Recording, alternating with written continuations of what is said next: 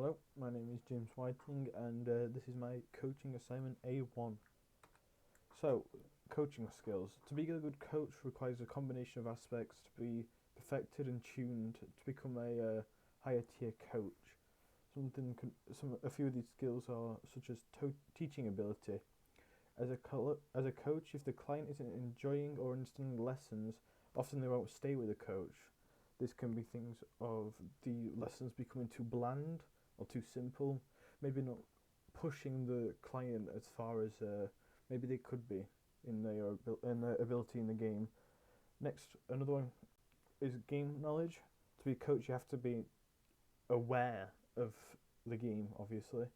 So making sure that you've got this analytic style as well, so that you can see what improvements can be made by watching the client's gameplay. This will be needed through game knowledge, map knowledge, character knowledge, meta changes, and all that to do with the particular game. Another and last one here is adaptability. The game is constantly changing with updates, patches, and meta changes.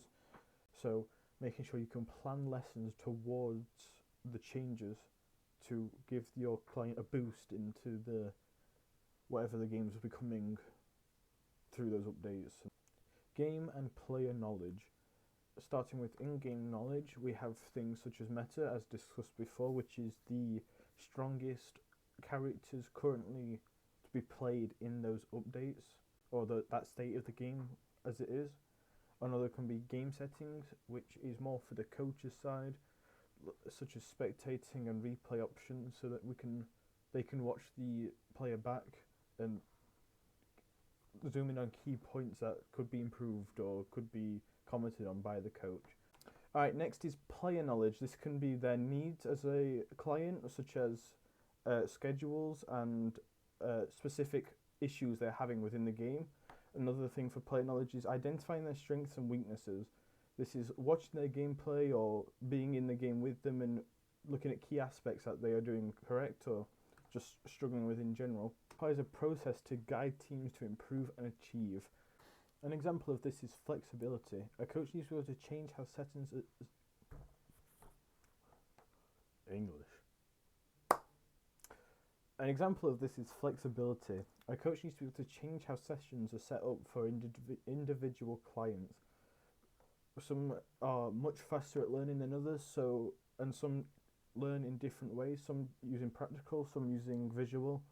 So being able to change how your coaching lessons are planned for each player, maybe doing individual sessions personally instead of doing it for a full team, can benefit others more. Next is in a coach, confidence is huge.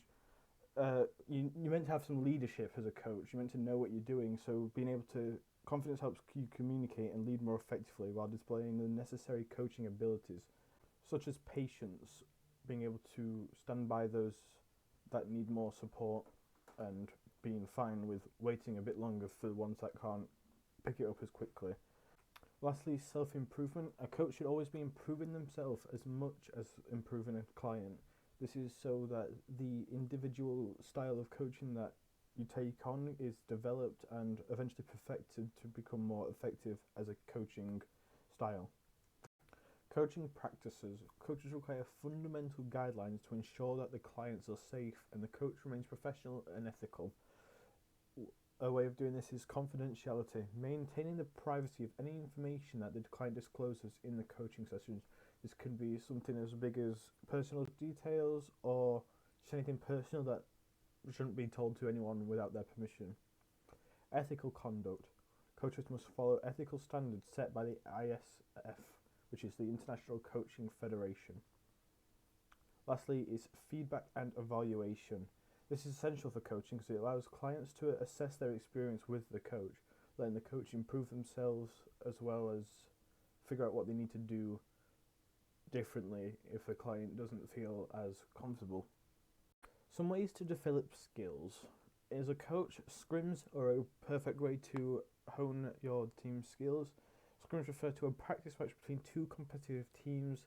These matches are not part of any official tournament at all, such as Student Champs from British Esports, but are rather arranged for the purpose of practice and strategy refinement. So working on any new strategies or just purifying or perfecting current strategies. After that is set piece practice, which refers to looking at a specific strategy or tactic that are executed in sequences or formations. This can be again a strategy such as dive in Overwatch, which sends a tank over to a location and the DPS will usually follow. Practicing those kind of, I guess, combinations is the whole point of that.